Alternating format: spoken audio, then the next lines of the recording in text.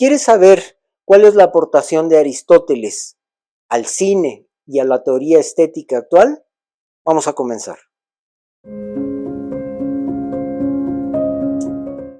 Así como he dicho que la ciencia es muy importante en muchos de los quehaceres prácticos del ser humano, y hablaba de los astronautas, y hablaba de los marineros, y hablaba de los pilotos de Fórmula 1 que sabían sobre la entropía y sobre la conservación de la energía y todos estos conceptos científicos.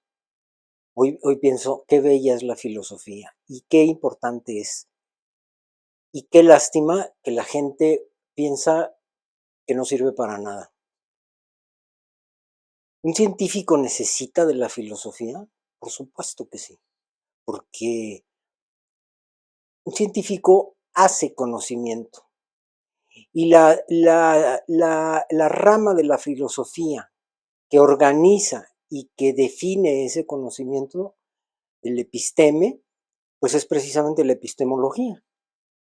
Un médico tiene que hablar de filosofía y de historia de la medicina, es la ética.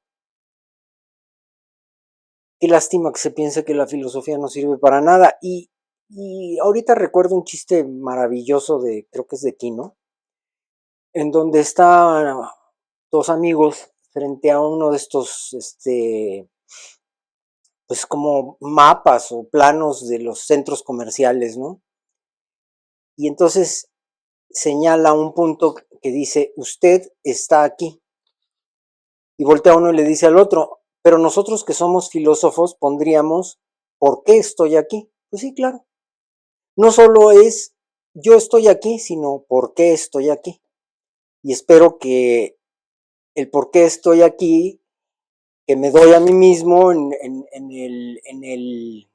el quehacer de estos videos, pues lo entiendan ustedes y sobre todo les sirva de algo a ustedes. Vamos a hablar un poco en este video de Aristóteles y de su postura estética. Vuelvo a repetir que no existe el término estético como lo conocemos, ni en Platón ni en Aristóteles, ¿sí? Es un término del siglo XVIII y después veremos cómo se acuña y cómo Kant lo maneja. Antes que nada, quisiera que los que ya vieron el video de Platón entendieran o pensaran qué es lo que veía Platón.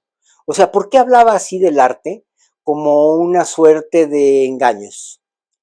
Platón en su época veía los grandes frescos que había en las paredes de las casas y de los templos y las esculturas que también adornaban los mismos lugares, las casas y los templos. Él, cuando habla de arte, se refiere a las artes visuales, a las artes plásticas, a la escultura y a la pintura. Y se refiere como una serie de engaños y habla de ese engaño que la pintura genera en el espectador, en la gente, ¿no? Sobre todo cuando ve esculturas pintadas. ¿Por qué ve esculturas pintadas? Porque la escultura era tan cara que mucha gente, en lugar de tener esculturas, mandaba pintar frescos de esculturas. Y entonces decía, híjole, la escultura ya es una copia de la copia de la copia de la copia de la idea fundamental, de la idea pura, ¿no? Aristóteles coincide en muchas cosas con Platón, coincide con que el arte, también en términos modernos, estoy utilizando la palabra arte porque para ellos era la tecné, eran los artesanos. El arte es una degradación ontológica de la esencia del ser. Pero en Aristóteles hay una postura muy interesante que es la interpretación. El arte no es simplemente una copia, no es simplemente algo peyorativo, sino que es algo que está interpretado por el hombre. Entonces, cuando Aristóteles habla de las 4 causas, que son las 4 causas de la formación de lo que nosotros vemos, ¿sí? Que es la causa material, la causa formal, la causa eficiente y la causa última. La causa material es de qué está hecho, ¿no? De la materia. La causa formal es lo que un ser hace que sea un ser, o sea, la forma. La causa eficiente es quien lo hace, quien lo posibilita, y la causa última, pues es el objetivo que persigue. Entonces dice, bueno, en la fisis, o sea, en la naturaleza, estas cuatro causas están completamente unidas porque parten de la naturaleza. Dice, un hombre solo puede engendrar a un hombre, un animal solo puede engendrar a un animal, una planta solo puede engendrar a una planta, ¿sí? Que sería la causa eficiente. Todo es natural. Sin embargo, en el arte, el hombre puede generar una serie de digamos, de objetos o de representaciones que no solamente es el hombre mismo. Quiere decir que el hombre utiliza la imaginación para crear, no simplemente la fisis, y no quiero decir simplemente como que fácil, no, pues es la naturaleza, es la creación del Dios, en Platón del Demiurgo, ¿sí? Y el arte es la creación propia del hombre. Sí hay una creación y una interpretación en Aristóteles que es la imaginación. Ahora, Aristóteles no habla de la pintura ni habla de la escultura, que debo decir que todos los estudios que hay sobre pintura y escultura del periodo helenístico y clásico griego están basados en estudios de obras romanas, por ejemplo de Pompeya, que curiosamente fueron conservadas por la erupción del Vesubio. Hay muy pocos ejemplos en Grecia de esas pinturas, es más los frescos en las casas romanas, en las villas romanas, que en la propia Grecia. Entonces, pero finalmente es lo que veía Platón. Aristóteles se basa en la tragedia, lo que pudiéramos decir el drama, que era las Meneas, o sea, en el foro de Dionisio, una serie de representaciones de los géneros que pudiéramos decir dramáticos, que es la comedia, la epopeya y la tragedia, que hoy lo conocemos así en el texto maravilloso de Bentley de La vida del drama, como comedia, tragedia, pieza, y la epopeya, que es evidentemente algo grandioso que solamente los superhombres pueden hacer, ¿no? O los dioses pueden hacer. Él marca en la poética de Aristóteles ya esa serie de géneros dramáticos, que drama no es algo muy triste. Drama es la recreación de la vida en un escenario, y los géneros dramáticos son la temática y el conflicto que tratan, ¿no? Entonces, lo que habla realmente Aristóteles es del teatro, del drama, de la poesía, ¿sí? En esta serie de festivales de las Meneas que él clasifica en diferentes términos y en diferentes momentos. Y de hecho, esta teoría es mucho más abocada al cine que a la plástica, pues, ¿no? A las artes escénicas. Cuando él habla de los géneros dramáticos, cuando habla de la estructura aristotélica del drama, que había comentado en algún video, que es introducción, planteamiento, desarrollo, clímax y final, que no es, la introducción es la introducción al conflicto, porque en el drama siempre debe haber fuerzas antagónicas, fuerzas dramáticas antagónicas, que van a luchar durante todo el desarrollo de la obra para resolver el conflicto a su favor. Llámese Edipo, llámese Electra, lo que ustedes quieran. Entonces, la introducción es introducción al conflicto. El planteamiento es en qué época y quiénes van a desarrollar el conflicto, quiénes son las fuerzas dramáticas secundarias, las fuerzas que apoyan a las fuerzas dramáticas principales, que serían los personajes, cómo viven, qué hacen, en qué estrato están, etc. El desarrollo, pues es el desarrollo del conflicto, el clímax, lo definen los dramaturgos, y esto ya estoy hablando un poco más del cine negro norteamericano, el cine que plantea esta estructura clásica como Humphrey Bogart, El Halcón Maltés, Sombras del Mal de Orson Welles, todas estas películas. El clímax se plantea como la última escena, o la última acción más bien, que utiliza un personaje para resolver el conflicto a su favor. Quiere decir, cuando tú ves que si este personaje haciendo esto ya no resuelve el conflicto, ya no lo va a resolver nunca. ¿Sí? Entonces esa es la escena climática, y el final pues puede haber resuelto el conflicto o no resuelto el conflicto, puede ser abierto, puede ser cerrado. Toda esta estructura la da Aristóteles, pero habla de una estética, y vuelvo a referirme con el nombre de estética como un elemento del siglo XVIII, no de la época de Aristóteles. La resuelve Aristóteles como un todo, ¿sí? Con una estética. Dice, bueno, ¿qué son las palabras claves para entender esta parte de Aristóteles? Bueno, la mémesis, pero no la mémesis platoniana de una copia, de una vulgar copia de un arte de engañar, de hacer algo engañoso, ¿no? Como en la caverna de Aristóteles, que ya habíamos hablado, sino la mémesis como el placer de la imitación.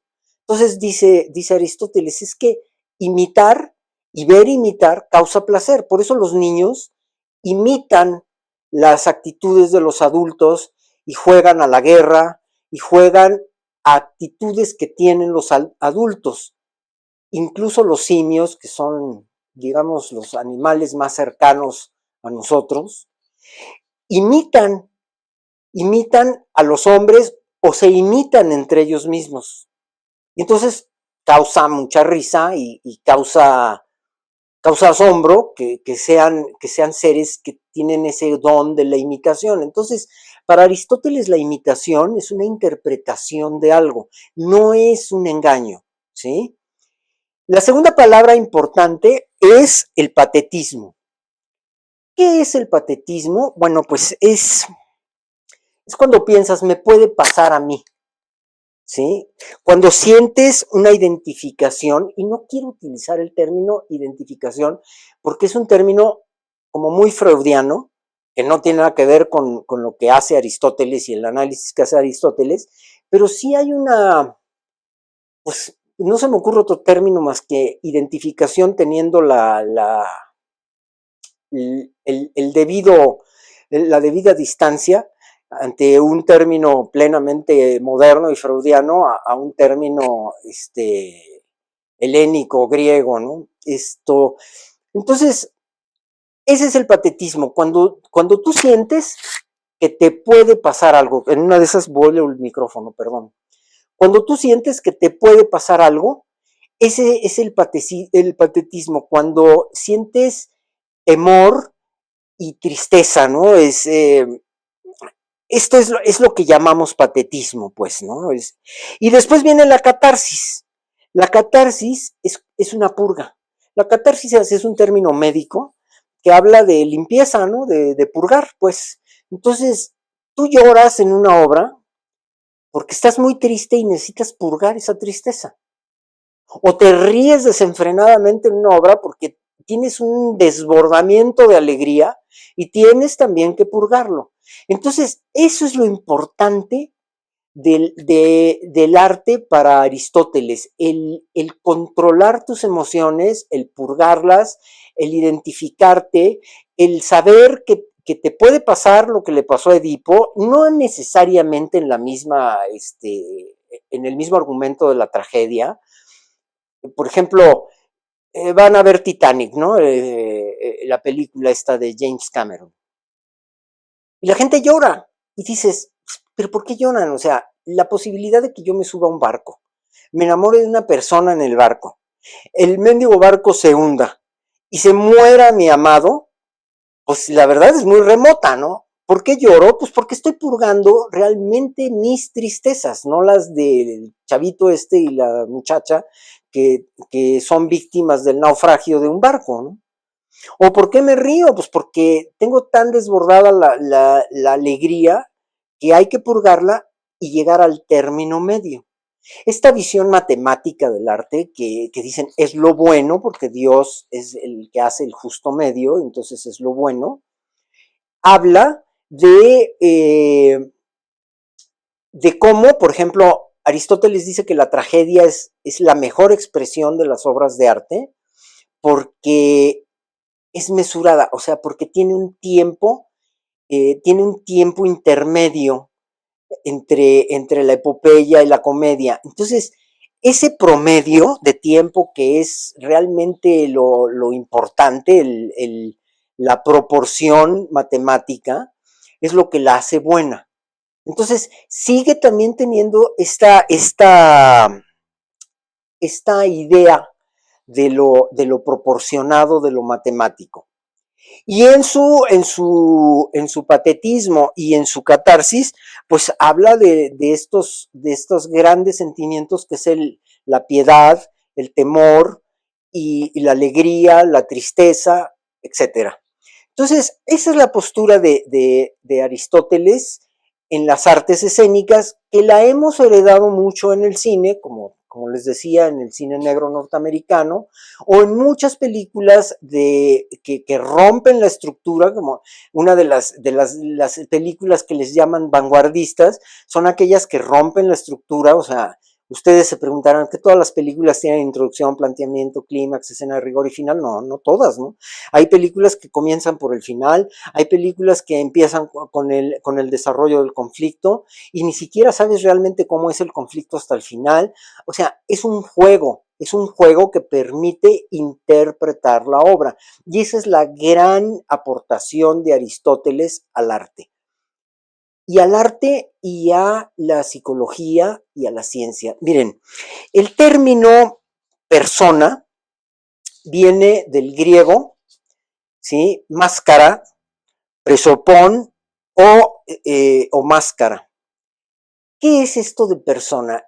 Cuando estaba el teatro griego en escena, tenían un grave problema que era el que se pudiera escuchar la voz del artista en el público y de que el público pudiera reconocer al artista. ¿Por qué? Porque estaban muy lejos, eran foros muy grandes, ¿no? Y evidentemente pues no había micrófonos, ni había las conchas acústicas que ahora tienen los teatros y las salas de conciertos. Entonces lo que hicieron fue poner máscaras a los personajes con gestos muy característicos, las conocidísimas máscaras del teatro, de la risa y del llanto. Bueno, ponen máscaras y esas máscaras tienen un objeto acústico en la boca, o sea, como si yo estuviera hablando así para que me oyeran de lejos, tienen ese objeto acústico y de ahí viene persona, el que suena, ¿sí? El personaje es el que suena. Entonces, presupón que es latín, y máscara, que es griego, es la que utilizan los actores, en primer lugar para ver las emociones y en segundo lugar para amplificar la voz. Esto es bien interesante porque Jung hace todo un análisis de la máscara. Ustedes recordarán en, eh, en cierto trabajo de Jung que habla de las personalidades diferentes que utilizamos. Quiere decir, nosotros seres humanos que somos sociales, nos identificamos con otros seres humanos que se ponen máscara y nosotros mismos nos ponemos una máscara. Yo ahorita tengo una máscara de profesor, por decir algo, ¿no? Al rato voy a tener una máscara de fotógrafo. Quisiera preguntar, ¿ustedes se comportan igual con sus padres que con sus amigos? No. ¿Hablan igual? No. ¿Gesticulan igual? No. ¿Tratan los mismos temas? No. ¿Tratan los mismos temas con sus amigos que en el trabajo? Pues tampoco. ¿Por qué? Porque nos estamos poniendo máscaras. Y estas máscaras generalmente lo que ocultan es lo que no queremos que se vea de nosotros, ¿sí? Eso que después Jung le llama la sombra, que veremos brevemente. Pero, ¿por qué digo esto? ¿Qué tienen que ver las máscaras con la foto y con la filosofía y la psicología de Carl Jung? Bueno, vean ustedes lo que es un selfie. Las fotografías más de moda. ¿Qué hace un selfie? Una máscara. En los selfies todo el mundo se está riendo. En los selfies todo el mundo es feliz. En los selfies todo el mundo vive una vida maravillosa y placentera. Es una máscara. Es un ocultamiento del yo, ¿sí? Y esta máscara está ocultando todo lo que hay atrás, que no nos gusta de nosotros mismos ni de la sociedad. Y entonces genera esa especie de ruido que termina siendo lo que Jung dice una sombra, que es un poco como cuando tú usas una computadora, empiezas a borrar lo que no quieres, pero hay elementos de la memoria que se quedan y se empieza a llenar y a llenar y a llenar de basura. Esa es la sombra. La sombra que tratada en la del doctor Jekyll y Mr. Hyde, o no sé exactamente cómo se pronuncia, eh, es, es, eh, es una ejemplificación en un argumento de novela maravillosa de un hombre que tiene una personalidad, pero también tiene una personalidad oscura muy, muy profundamente arraigada en el inconsciente, ¿no? Entonces, todas estas cosas hablan de fenómenos que se dan, ¿no? Como les repito, el selfie, que es un fenómeno social, que es, digamos, en este momento, la fotografía más común y se hacen, no sé si estoy exagerando, si dijera millones de selfies al día, yo creo que no, a lo mejor hasta me estoy quedando corto, que tratan de esas máscaras de las que habló Jung y de las que se basó en el teatro griego y en la postura estética, vuelvo a repetir, de Aristóteles. Vamos a seguir ahondando un poquito ya en la historia, no simplemente de la filosofía, sino en etapas históricas de lo que ya vamos a llamar representación gráfica. Ya tenemos un concepto, creo yo, de imagen mucho más preciso y cómo esa imagen se traslada a una representación abstracta en dos dimensiones, que es la representación gráfica, perfectamente plana y delimitada por un cuadro. Vamos a ver esa historia brevemente para entender ahora qué pasó con toda esa historia cuando en 1827 se inventa algo que le llamaron heliografía, Nicéforo Niepce, y que después se llamó de una serie de apellidos de los creadores con el tipo, ambrotipo, ferrotipo, daguerrotipo, etcétera, y que culmina con el análisis de Walter Benjamin sobre la fotografía y sobre cómo transformó al arte en todos sentidos y a la sociedad. Gracias por escucharme, les agradezco.